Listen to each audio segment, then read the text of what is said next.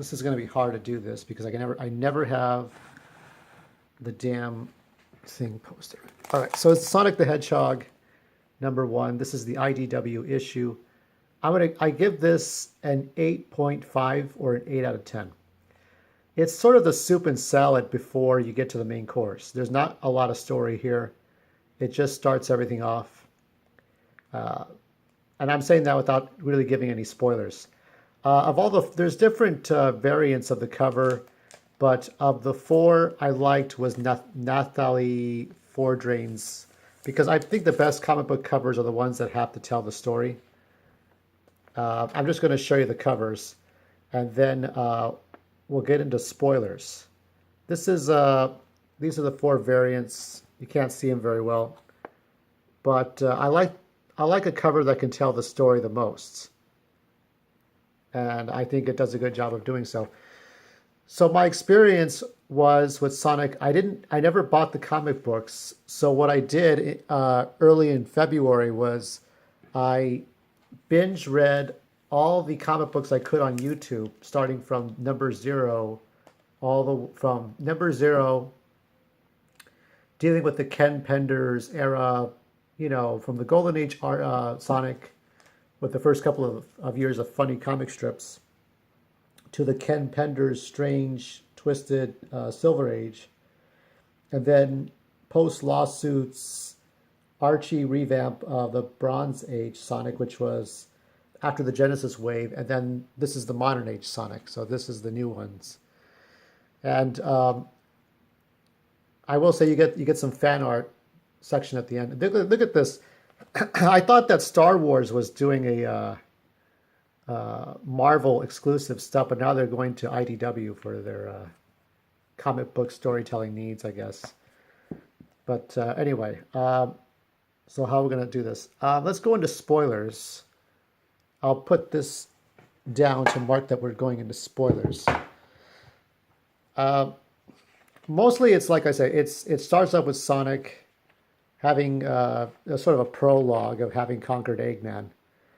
So he goes to a city. I don't remember which city this is. This is post Sonic Forces, I guess. Saving the day.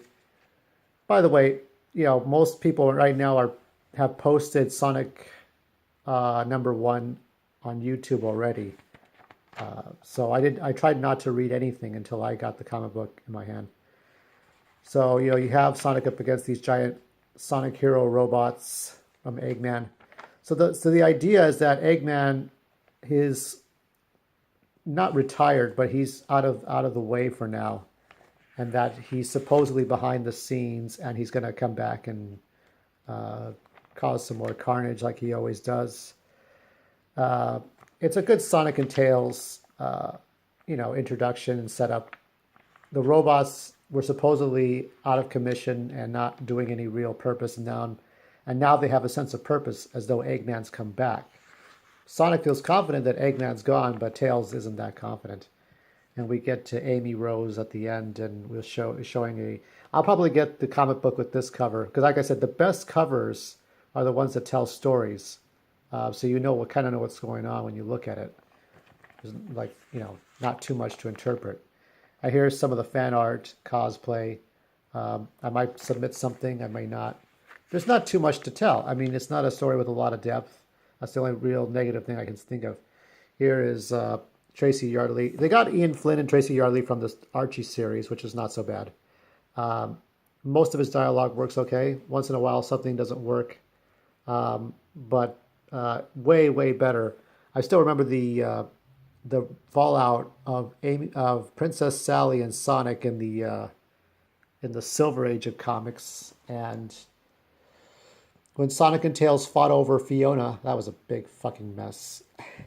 Remember when he told him, "I hate you, Sonic"? Remember that nonsense? It's like, no, Sonic and Tails should never fight each other unless it was about something really, really important that mattered, And you got Knuckles here, and you got Blaze and Lemur. I hope they could use other IPs, like Toe Jam and Earl. So we got some of these other comics. So the good news is that you're going to get Sonic comics every week for April, and then technically, I mean, if you went to the comic book store this week, you're going to the comic book store every week for the next month until you get to the first week in May, because after May it's once a month.